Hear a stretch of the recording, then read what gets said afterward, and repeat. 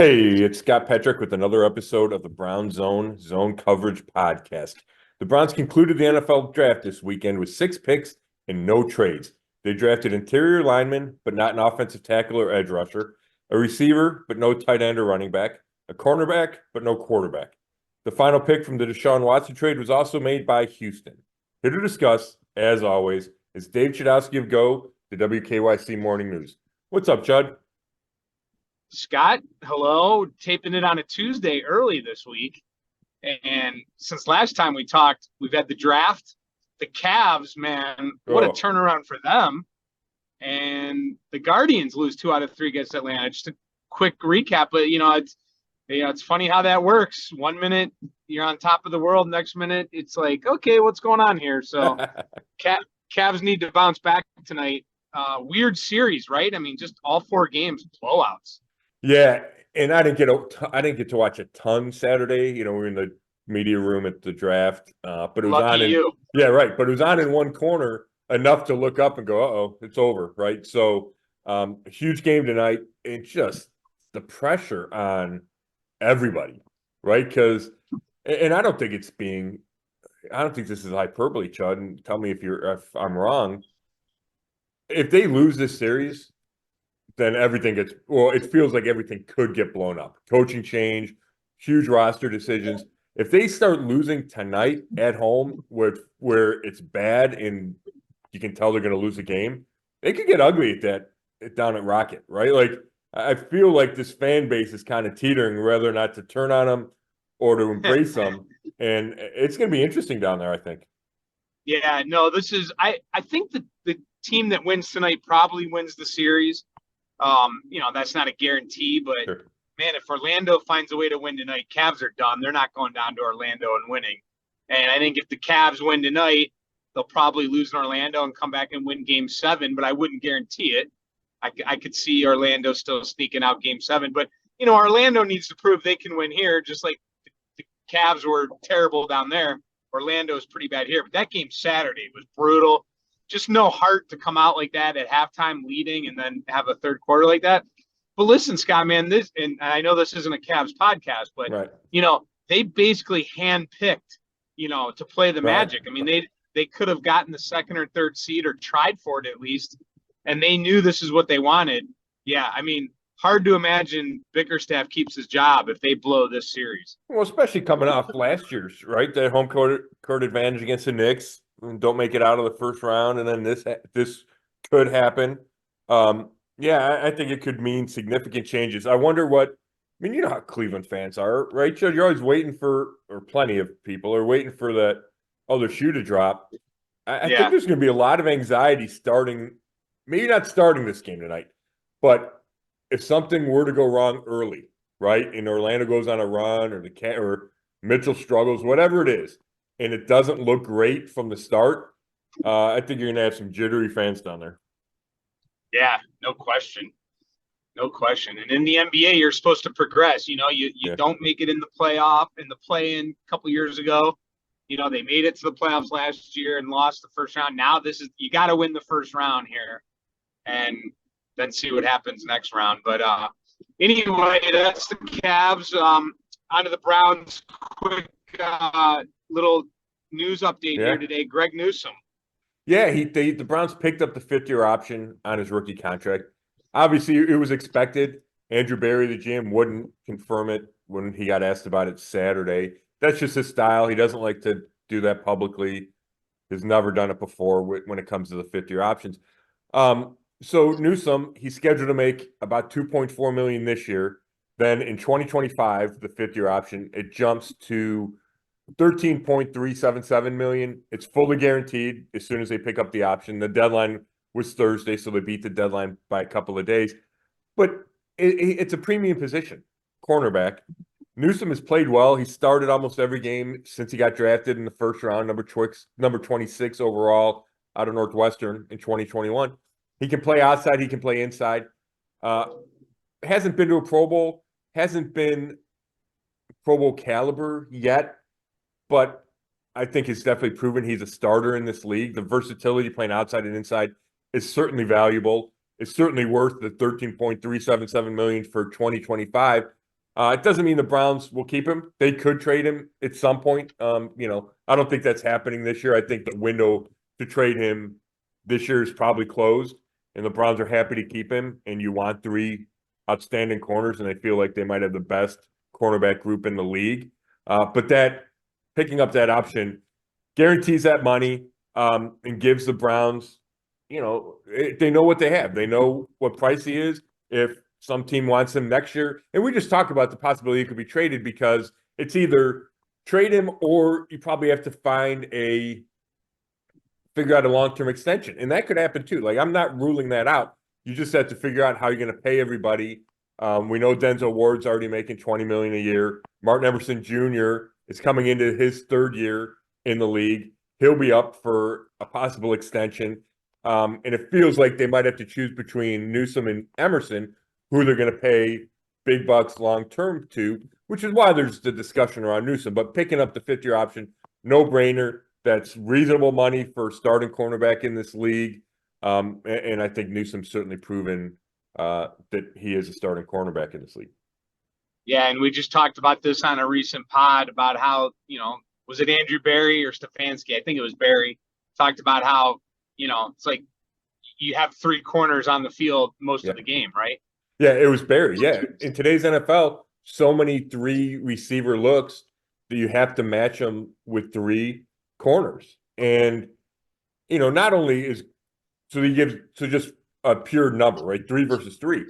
And I keep coming back to it, but I really think it's crucial, Chud, is his versatility. He can start outside and move inside, and not a lot of guys can do that. Like Martin Emerson doesn't do that.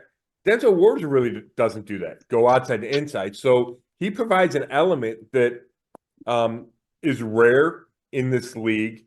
Now, nickel corners don't get paid the same as outside corners, right? Because probably your best receivers are on the outside.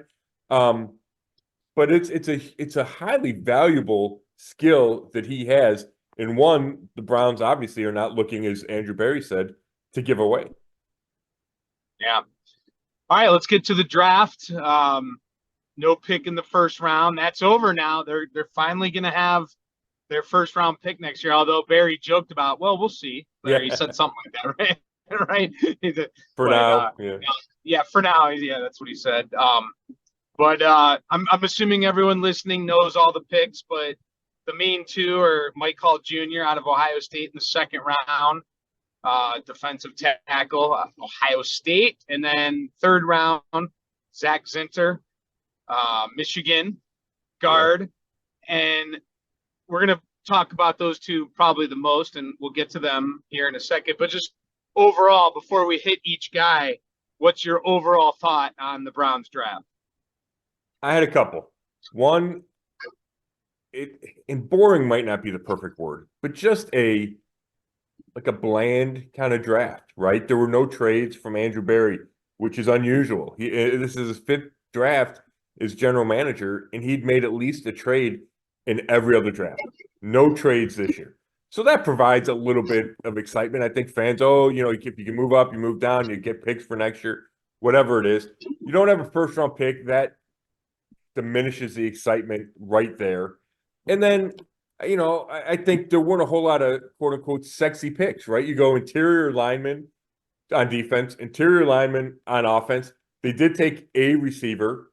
They only took 2 offensive players, the guard, Zach Zinter, then the receiver out of Louisville, Jamari Thrash.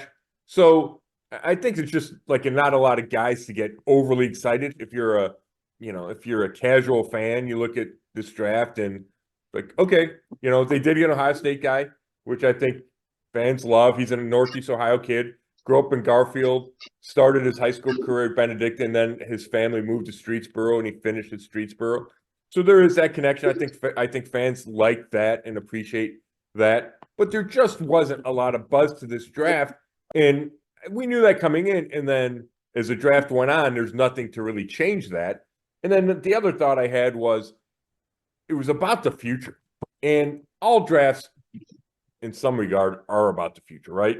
They're rookies, you bring them in, the Browns like to be patient, so on and so forth. But this draft really felt about 2025 and beyond.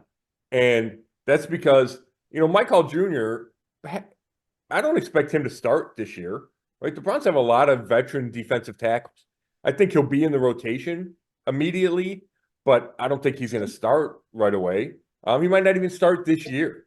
Zach Zinter, unless there's an injury, he's not going to start this year, right? Because you have Joe Bitonio and Wyatt Teller and Ethan Posick in the interior of the offensive line. So there's a chance that nobody from this draft class starts as a rookie. So it's about succession plans. It's about, okay, in a couple of years, can you see Mike Hall Jr. maybe taking the place of Dalvin Tomlinson on that starting D-line? Yes. In a couple of years, can you see Zinter, whether it's Teller or Bitonio or even Ethan Posick? So it's about the future. And even the Deshaun Watson thing, you mentioned the last part of that trade. It's now about looking at, hey, the Browns have a first-round pick again in 2025, which they haven't since 2021, right? So I just felt like this draft was about more than 2024, which is different than teams like, New England, for example, is probably going to start Drake May right away, or Washington or Chicago, right? You get your quarterback, you get this receiver, Arizona gets Marvin Harrison, and it's about what impact he's going to make right now. And I just don't feel that way about the Browns draft. And a lot of that is because they didn't have the first-round pick. But is that a bad thing necessarily? Because we've been in that boat many times, and that's not a fun cruise to be on, where you're not a great team and you're relying on these guys to come in right away. Maybe this is a sign that their roster is deeper and they're a better team, so they don't necessarily need that impact guy. Not that you don't want one, but they don't have to rely on one. No, that's a great point, Chud. And yeah, and I think that's a huge factor in this, and it's a huge factor in why Andrew Berry didn't make any trades, probably, right? Because there was no need to force anything. You can sit where you are and draft the best guy at that spot. Right now, at 54, when they take Mike Hall Jr., there was a run on pass rushing defensive tackles. So I think the Browns wanted to get in on that. They didn't want to wait. So they took him there. So there's a little of, not that they needed a defensive tackle, but they wanted to get younger there. I thought they could use an influx of young talent on both interiors of the line, and that's what they did with their first two picks. So it's not all about ignoring the current state of the roster, but having a deep, strong roster where you feel like you have all 22 starters in place, it really does affect how you approach the draft. So, yeah, I don't think it's a bad thing at all. I'm just saying, as I sit there and watched it and processed it, that's what I kept thinking about was, okay, it's not like my prediction for the Browns 2024 record didn't change at all based on the draft, right? And I think that's probably an unusual circumstance for the Browns and even across the league. They wanted to make a trade, though. They wanted to. It's in their DNA. It is. And, Andrew Berry, he decided, because he could have moved back into the fourth round. He could have traded 54, picked up at least another pick, and been in the fourth round because they didn't have a fourth rounder. They wound up not making a fourth round pick. But that run of defensive tackles, they liked Hall. They thought they were better off sitting there. And then once you got to the day 3 without a fourth round pick, it made it harder to trade, because that's a lot of teams I think were trying to get into that fourth round, and without the pick, the Browns just didn't have what anybody else wanted. Yeah. Just quickly, yes, sir. Were you surprised they didn't make a trade? Yeah, just because he always does. He's aggressive and he likes it. Like, I think Andrew Berry likes making trades. And if you look at two of the GMs he's closest to in the league, Kwesi Adolfo-Mensah, who was under Berry in Cleveland for a little bit, now he's a GM of the Vikings. He was moving all over that draft board. We saw it in the first round, and wound up trading a bunch. I think he traded away a bunch of picks in this draft and even next year's draft. And then Howie Roseman, who, when Berry left, right, Berry was here under Sashi Brown, left, went to Philly, came back to be GM. So he considers Howie Roseman a friend, a mentor. Roseman made like 9 trades. The Eagles made like 9 trades. And so I think he watched those two guys moving around and probably felt a little jealous. Yeah. Let's see. What was your biggest surprise? Would you say you were pretty hardcore on thinking they would draft a tight end? Chud, you listen to me when I talk, because that's exactly what I was going to say was my biggest surprise. Is I thought they would take a tight end, and maybe they would have if they had picked up that 4th round pick. I mentioned that Watson trade. In the last pick the Browns gave 6 to Houston and got 1 back when they made that trade for Watson in 2022. And the last of those picks was number 123 in the 4th round. And the Texans had traded away and then got it back. And they drafted Ohio State tight end Cade Stover. And I thought he'd be a good pick for the Browns. We talked about that last week. So I think that was the area, that 4th round, where some of the tight ends that people wanted went. And the Browns didn't have a pick there. And I think when that didn't happen, then they were kind of resigned to not drafting a tight end. But that did surprise me, because when we talk about holes on this roster, to me, that's the number 1 hole, is the number 2 tight end. Maybe they think Jordan Akins can fill that. He didn't do a lot last year in his first year here, but there was Harrison Bryant was here. So maybe Akins with more playing time will fill that role. They signed Giovanni Ricci in free agency, but he's always been more of a blocker, special teamer. Maybe they think he can change. And then they have I don't want to butcher his name, because he's a 3-name guy. I'm going to look it up real quick so I don't screw it up. But they've had a tight end. He's been on the practice squad the last couple of years. And actually, I saw a reasonable jump with him last year, Chud, in practice. He didn't catch the ball well in previous times when I'd seen him, and I thought he got better at it. Zaire Mitchell-Payton. I always call him Mitchell Zaire. It's Zaire Mitchell-Payton. 6'5", 257, a big dude. Maybe they feel he's ready to take a step up, but I still think they need it feels like there's a hole at that second tight end spot, and I thought they might try to address that during the draft. So before we break down the guys, I will say this. Barry said, as far as, I can't remember what the question was, but it came with the topic of they're not done yet. I mean, obviously they're done drafting, but the topic was brought up about the moves they made in May last year, remember? And things that, so do you feel like there's more work to be done by Barry? Yeah, I do. Part of that's just his standard answer is that the roster's never set, right? I mean, he'll cite Joe Flacco last year, right, to get him in November. But there is truth to it. And I do think that they're never comfortable with the roster, and, they're always looking to improve it. But having those examples from the past, I think are relevant. And, they got Zadarius Smith, it was either May or June last year. Shelby Harris was August. So Rodney McLeod was May or June last year. So they've shown the willingness and the capability to add guys that turn out to be significant contributors after the beginning of free agency, after the draft, and I'm sure they'll continue to do that.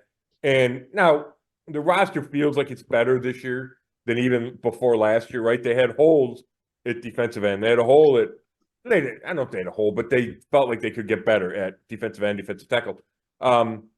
This year there's a lot less of those. I think there's fewer of those, but like we talked about, tight end could be one.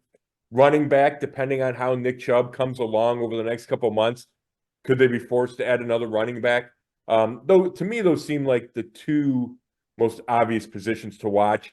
And then maybe offensive tackle, depending on the health of, Wills, Jones, and Conklin.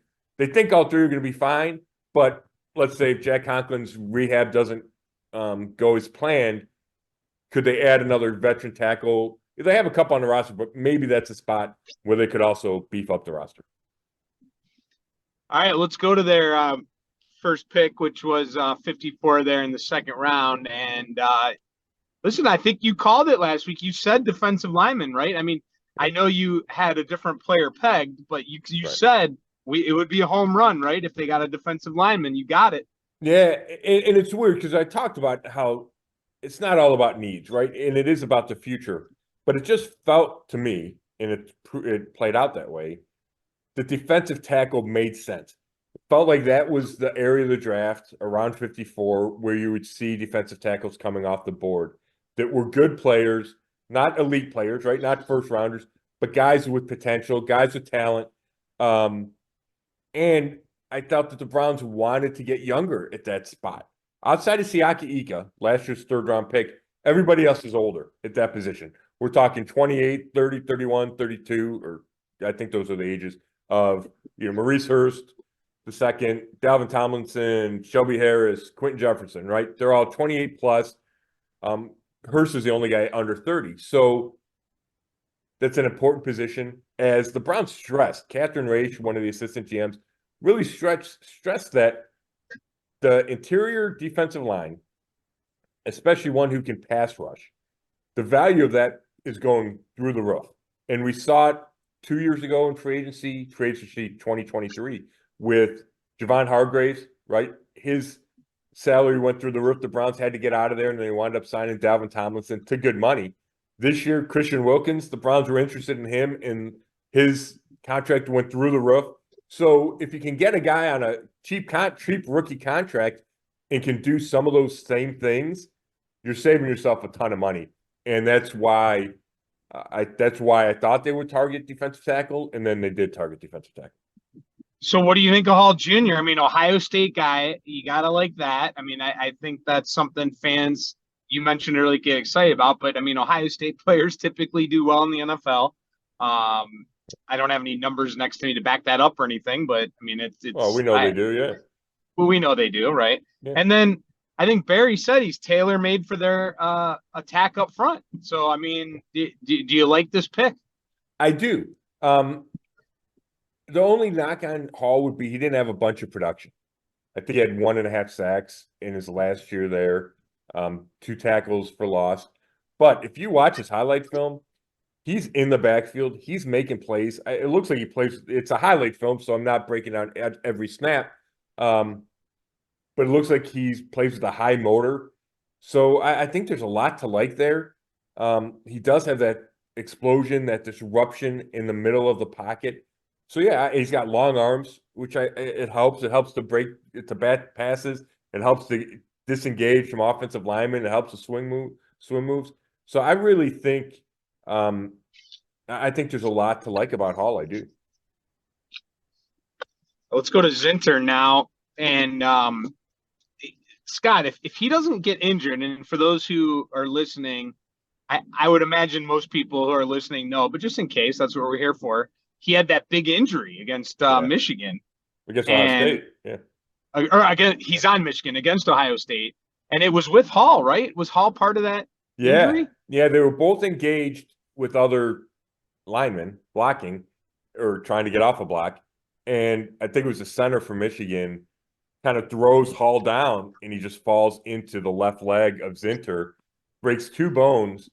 So Zinter was done for the game, has to get carted off, misses the Big Ten championship, misses Michigan's 2 playoff wins to get to the, to win their national championship. And he said he was lucky because there were no ligaments, no tendons involved. It was just 2 broken bones. But it was gross. He said his leg was kind of pointing the wrong direction, and the doctor came out and he fixed, like he kind of, I don't know, popped it back into place kind of thing. So you could feel the bones kind of crinkling in there.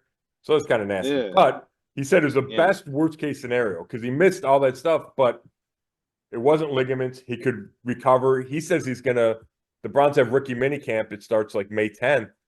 He says he's going to be on the field. So he's back. Maybe it hurt his draft stock a little bit just because he wasn't able to work out at the combine, wasn't able to go to the pro day, but probably not a ton given the fact that, he's going to be ready to go in rookie minicamp. But yeah, so a big injury, obviously personally it affected him. He says that even the time away, made him appreciate football more because he missed this, right? And he's been in football so long, you take it away for a couple months, and it rekindles a love kind of thing. But he says he's the Midwest guy, even though, he's born in Florida and then grew up in the outside of Boston. But calls himself a Midwest guy, hunter or fisher, all that kind of thing. Big dude, he's 6'6". The Browns love him as a pass protector. And, going back to that future thing, he theoretically gets to sit behind Bitonio and Teller and learn a lot from 2 multi-time Pro Bowlers. Sounds a little bit like Joe Thomas.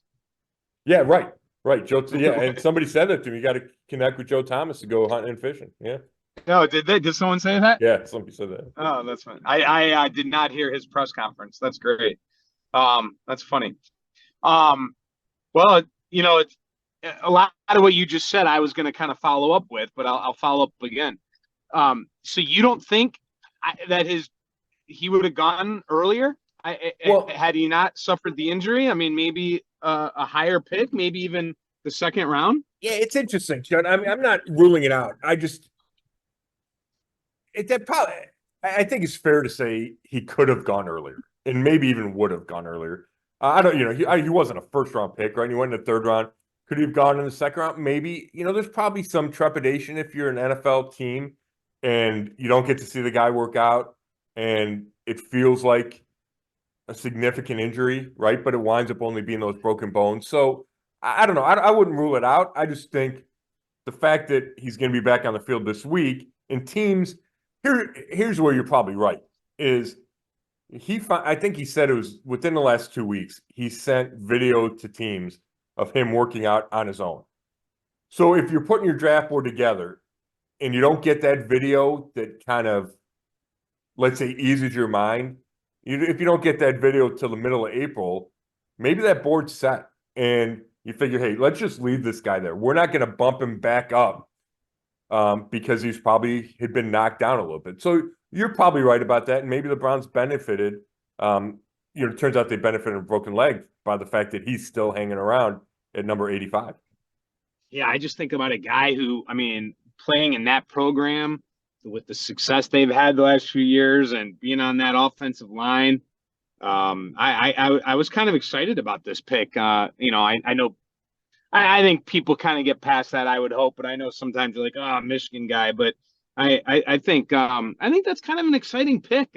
I know offensive linemen aren't exciting necessarily, but I think this could be if he is healthy, this could be a pretty darn good future pick to get him where they got him. And I'm going to be interested to follow this guy's future down the line. This could be a really outstanding pick by them. So we'll see.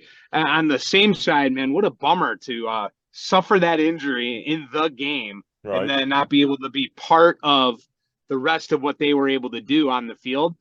I got to believe that's going to drive him. I just, I don't know him personally. Again, I didn't hear his presser, but I got to think if you missed out on all that stuff, there's something that I think would, he's going to fight even more, if that makes sense. Oh, I completely agree.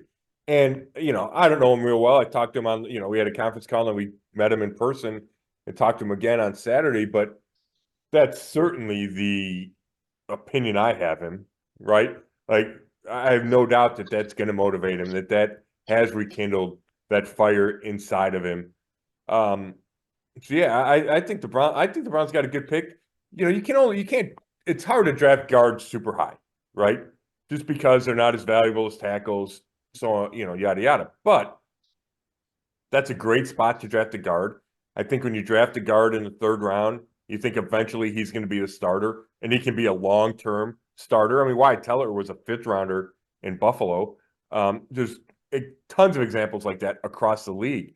So, I think he's the future at one of those guard spots. And I played mostly, there's almost all right guard at Michigan, but, I'm sure he'll work on both sides, once they get him here. And that's how it works in the league, right? There are so many backups. You got to be able to back up both sides. You can't just have a backup right guard, backup left guard. He said he worked a lot at center, even though he didn't play in a game at center at Michigan. He worked a lot at center. So I'm sure he'll work at that, and maybe he'll be the number one interior backup this year. And then when you look down the road, Chud, Wyatt Teller and Bitonio are both signed through 2025 on big contracts with big cap numbers where if they got cut, let's just say, they're not going to cut Joe Bitonio, but let's just say if they got cut or traded or whatever, after 2024, there would be a big dead cap number. And not that you couldn't absorb it, but my point is, it feels like the fastest path, without an injury, the fastest path for Zinter to get on the field would be at center in 2025.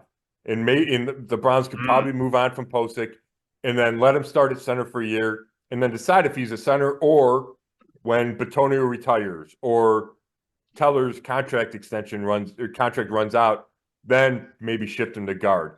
I don't know if you want to, again, there could be injuries, there could be a million things happen. But if Teller and Bitonio continue to play at high level, I don't know if the Browns go, hey, let's keep this guy sidelined for 2 years.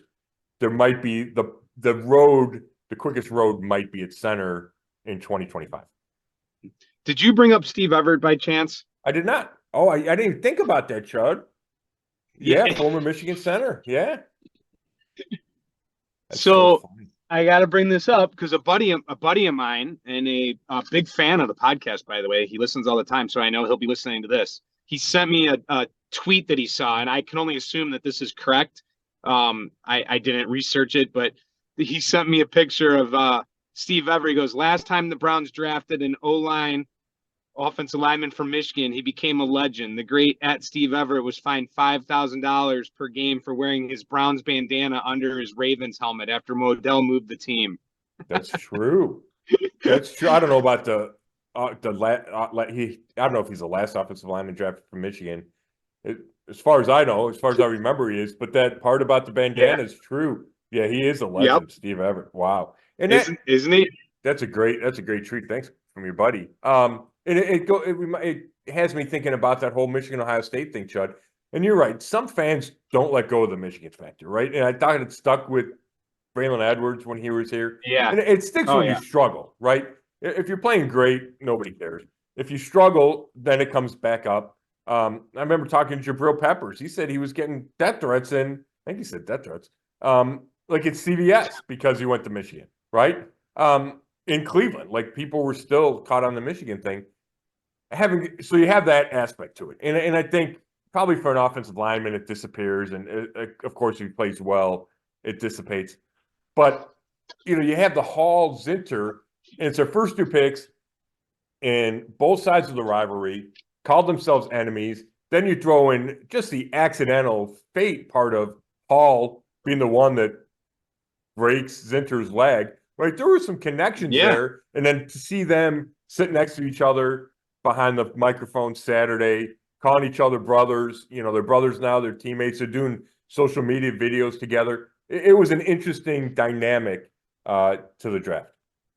Yeah, no doubt. I mean, listen, if these guys who played against each other, they play with each other in the NFL.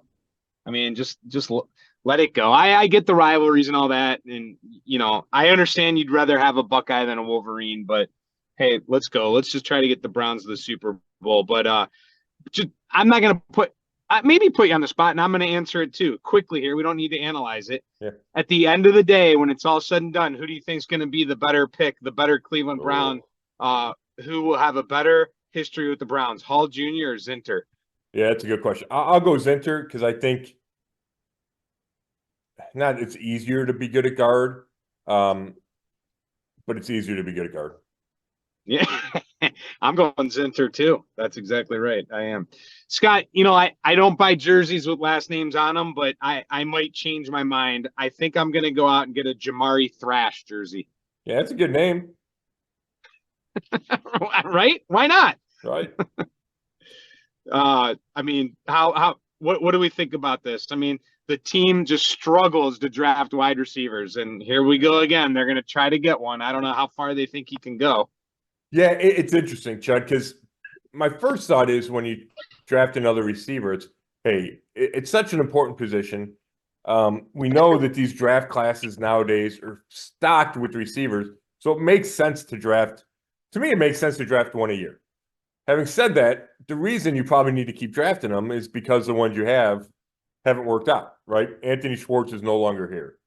David Bell, after 2 years, feels like just a guy, right? Michael Woods, a second, didn't do anything as a rookie, missed all of last year with an Achilles injury, was suspended by the league for, I still don't know what he was suspended for, but he was suspended for 6 games. I think it was a conduct issue. He'll be back this year, but Cedric Tillman showed flashes last year as a rookie, but the jury's still out on him.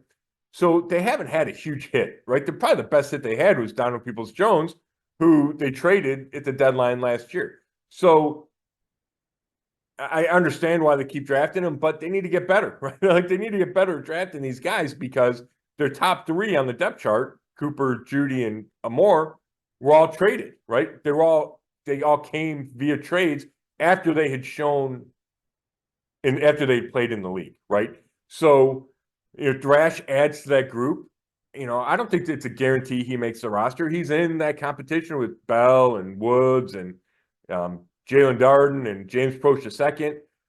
Now, having said that, Steve Smith Sr., the former Pro Bowl receiver, does a podcast or YouTube show, and he broke down all the draft receivers, all the top guys, and he loved Thrash.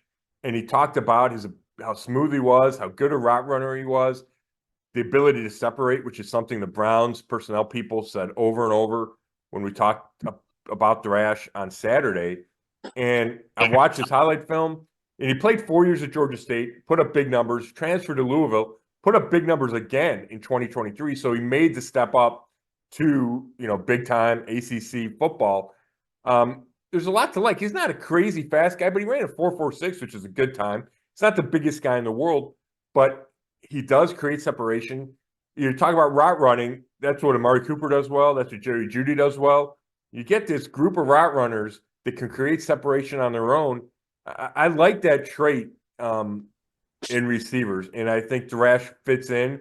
I would expect him to make this roster. Obviously, I haven't even seen him practice yet, but I think he's a guy with some upside, even though he doesn't.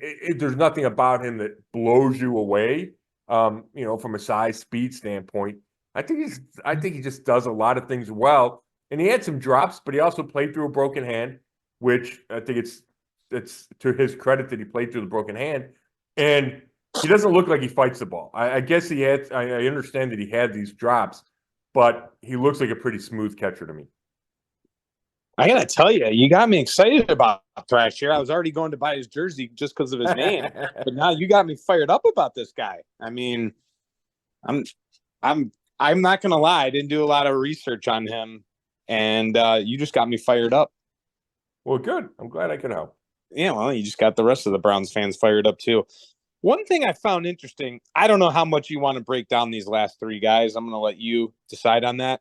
But the one thing I did find interesting was the subject brought up about Barry and everyone there in the front office, these new special teams rules playing a factor with how they drafted guys later on. I found that very fascinating. Yeah, it is interesting, right? And we still don't know exactly how that rule is going to play out. But it feels like it's going to be more of a scrimmage play because the return team and the coverage team, almost all the guys, not everybody, but almost all the guys, right? Not the kicker, not the returners, are going to line up 5 yards away from each other. So, as opposed to normal kickoffs and punt coverage or actually the kickoff coverage, where you had guys running 50 yards downfield and then you had blockers running, right? Like it was more about space.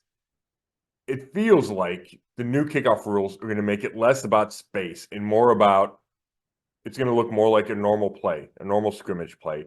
And can you get off a block, right? Can you sustain a block? So, we don't know how it's going to look yet, but could we see offensive linemen on kickoff returns? Maybe. I think we'll certainly see a lot of tight ends.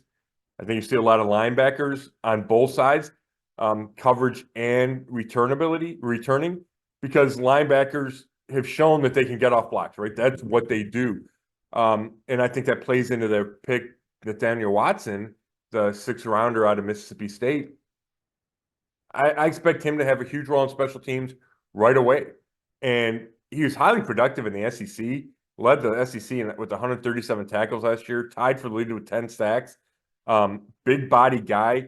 The Browns see him as kind of a replacement for Sione Takitaki, who left in free agency, went to New England, and started as a strong side linebacker, showed he could play in the middle linebacker, and they think Watson has that kind of ability. They talked about his football intelligence. He's got a master's degree, so it's not just football intelligence.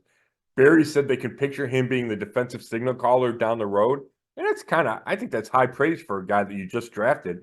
So tying it all back in, when you draft him in the 6th round, I think you can pencil him in as a special teamer right now, and he's a bigger body.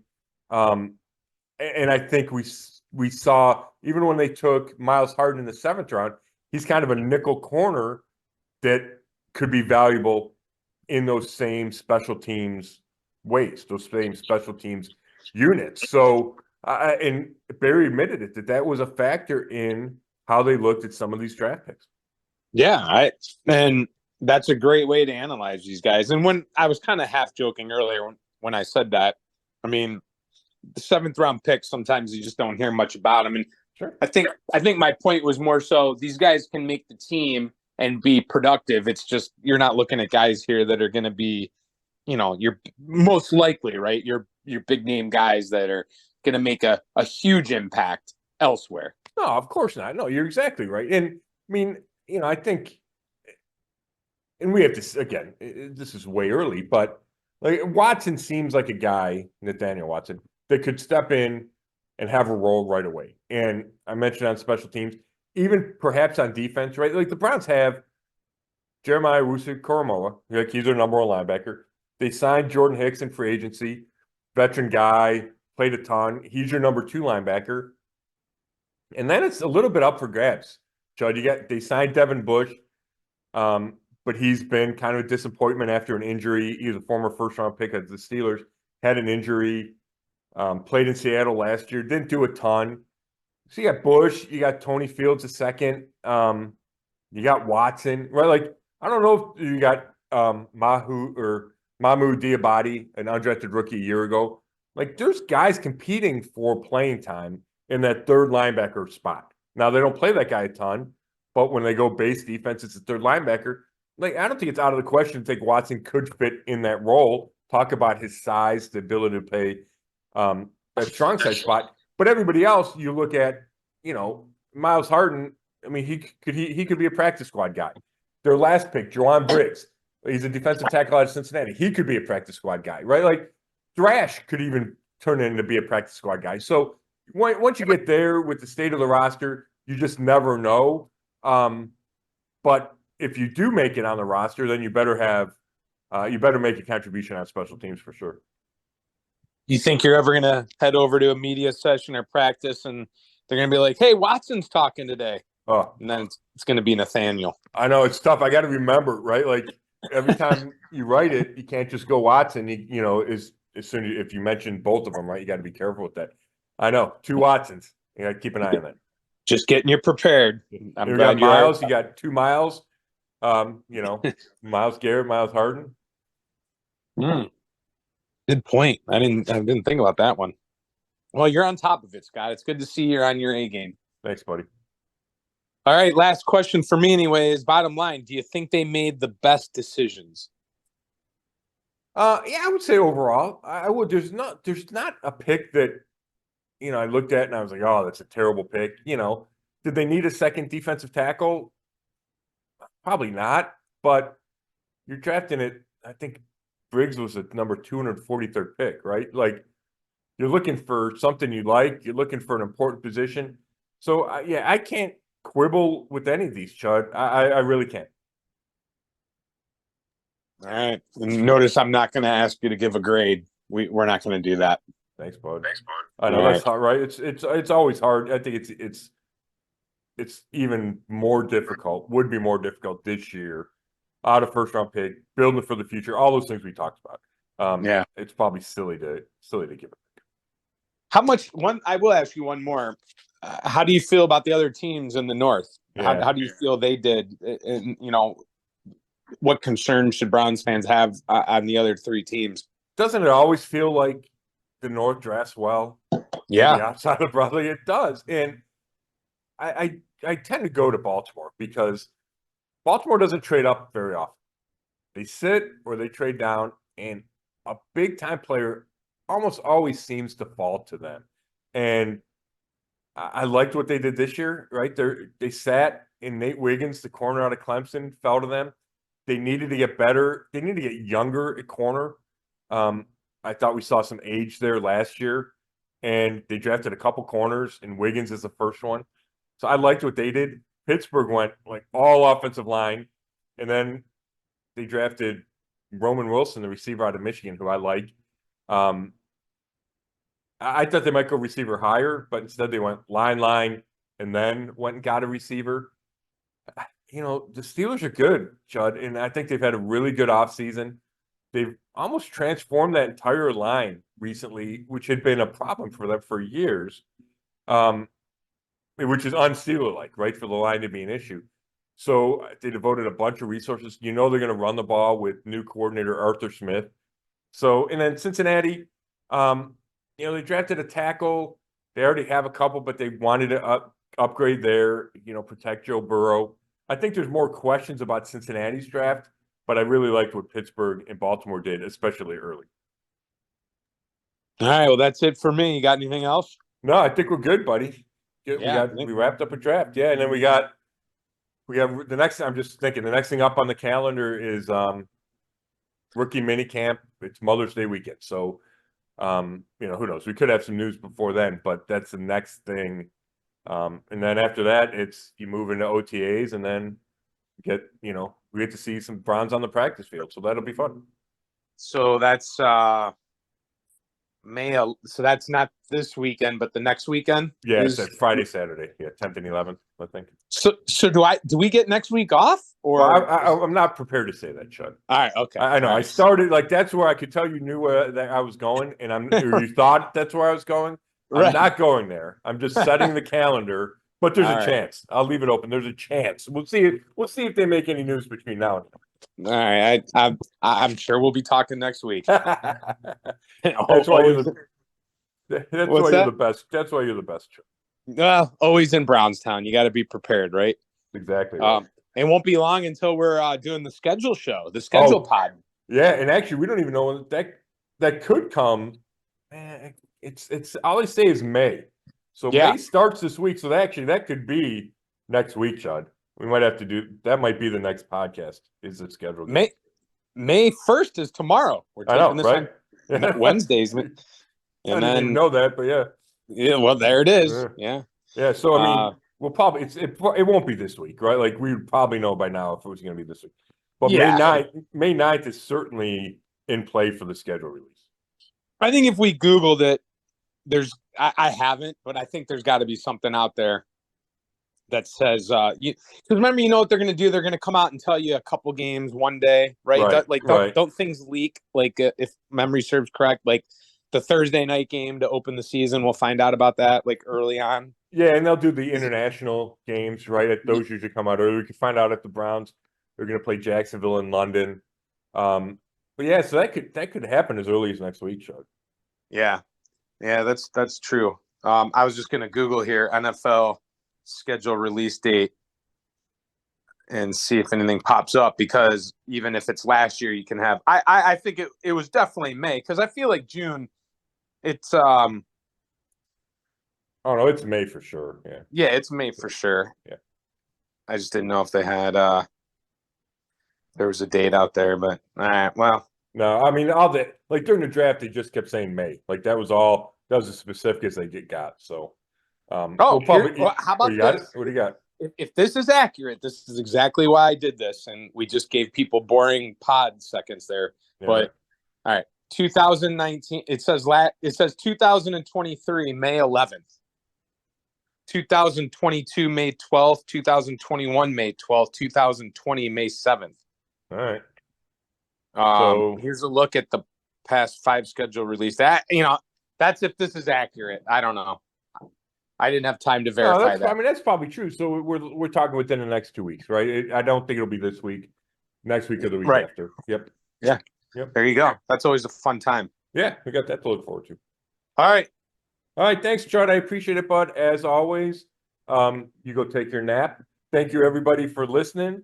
This has been another episode of the Zone Coverage Podcast, and you can read all my work at brownzone.com. Thanks.